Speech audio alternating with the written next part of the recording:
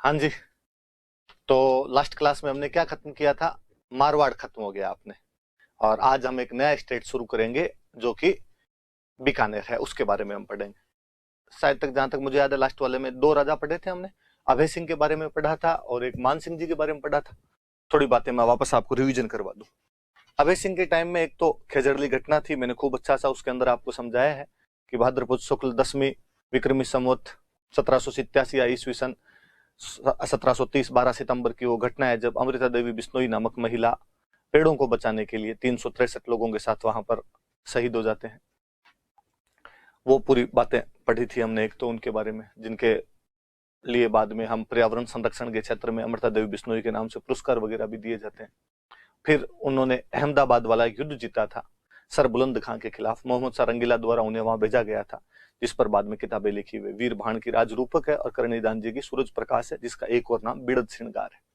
फिर मान सिंह जी के टाइम की थोड़ी घटनाएं पढ़ी थी हमने कि मान सिंह जी एक तो अपने भाई भीम सिंह जी से लड़ाई हो गई थी, तो वहां जालोर वाले किले के अंदर रहते थे। तब वो आयस देवनाथ थे जिन्होंने घोषणा की कि वो अगला राजा बनेगा, इसलिए नाथ संप्रदाय का यहाँ पर थोड़ा ज्यादा ही प्रभाव था।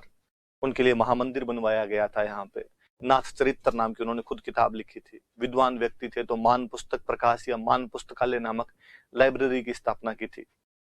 और उन्हीं के टाइम में बाद में अंग्रेजों के साथ में संधि कर ली गई थी। हालांकि अंग्रेजों से कभी ढंग से उनकी बन नहीं पाई थी।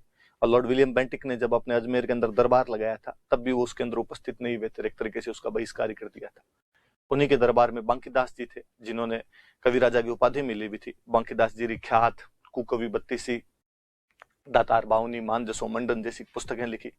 वो भी चूंकि जब राजा अंग्रेजों से इतना अच्छा नहीं बनती है उसकी, तो उस व्यक्ति की भी कैसे बनेगी, तो उन्होंने अंग्रेजों के प्रति आगाह करते हुए गीत लिखा था, आयो अंग्रेज मुल्क रे ऊपर। ये सब बातें हमने उसके अंदर पढ़ी थी। आज अपने एक नया स्टेट शुरू करने जा रहे हैं, नई चीजें शुरू करने जा रहे हैं। वो दो रियासतें हमारी कंप्लीट हो गई, थोड़ी बड़ी रियासतें हैं। अब जो आगे पढ़ेंगे वो इतनी बड़ी बड़ी रियासतें नहीं, थोड़ा छोटा छोटा इतिहास है, तो आपके लिए थोड़ा सा सुविधाजनक हो जाएगा। जो आप कहते हो सर इधर वाला उधर चला गया, उधर वाला इधर चला गया, अब थोड़े थोड़े से हैं तो कोई इधर वाला उधर नहीं जाएगा, एक जगह ही रहेगा आपका सब। हम बीकानेर का इतिहास शुरू करने जा रहे हैं, हिस्ट्री ऑफ बीकानेर।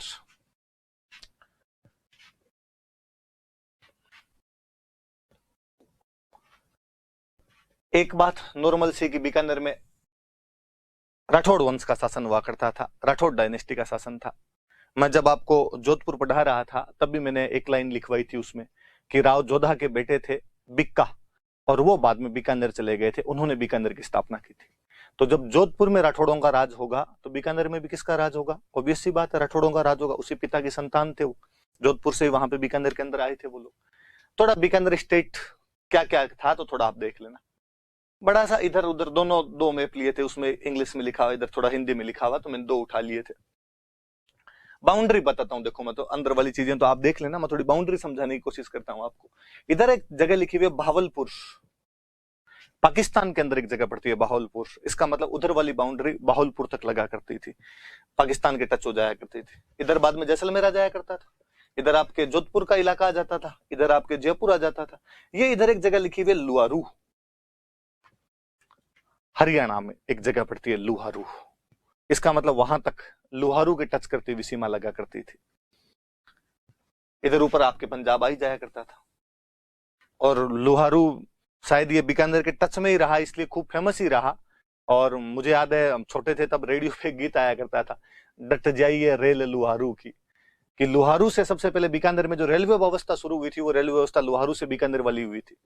तो किसी ने विरहणी का गीत है कि तू रुक जाना ट्रेन, ताकि मेरे जो बाहर गए वे पति देव है वो इस ट्रेन से आएंगे, वो उतरेंगे यहाँ पे। तो लुहारू के साथ में बहुत ही नजदीक का संबंध हुआ करता। हिंदी वाला मैप देखेंगे तो हिंदी वाले ने लुहारू नहीं लिखा, उसने इधर हिसार लिख दिया।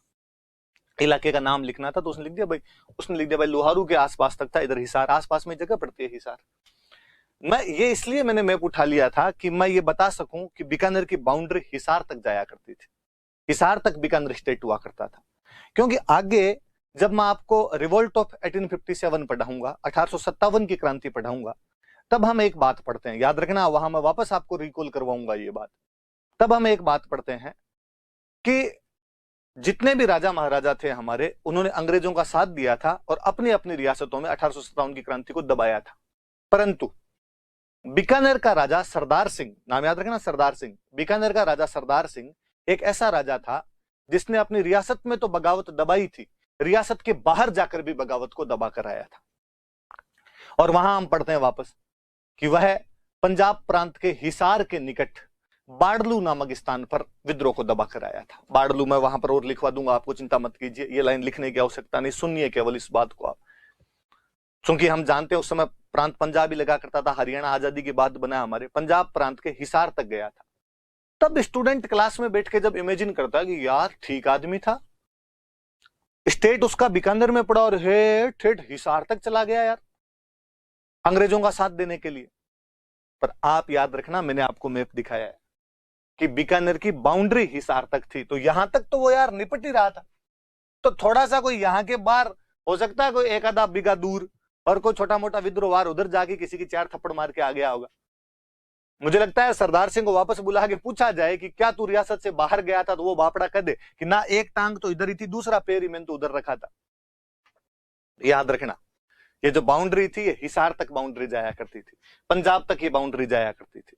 क्योंकि आगे फिर हम चीजें कहीं पढ़ेंगे कि गंग नहर लेके आए थे, तो पंजाब के टच करता ही था, पंजाब का पानी बीकानेर के अंदर लेके आना था, तो सीधा सीधा पानी यहां पर आ सकता था। तो इसलिए ये वाला इलाका, मतलब इवन ये है, ये फाजिल्का अबोहर जो आपके पंजाब के, ये बीकानेर स्टेट के पार्ट हुआ करते थे। ये वाला तक इलाका इधर ही आया करता था, फाजिल्का अबोहर वाला इलाका भी। तो पंजाब के साथ तो सीधा सीधा सा लेना देना था, तो गंग नहर को उधर से लेके आना था। और चूंकि ये लेना देना रहा था रियासती काल से, इसलिए आज भी बीकानेर के सीमावर्ती जो पंजाब के लोग हैं, वो सारे हॉस्पिटल, यदि उनको कोई पूछना हो, यदि वो इलाज करवाने के लिए कहीं पर आते हो, तो बीकानेर आएंगे।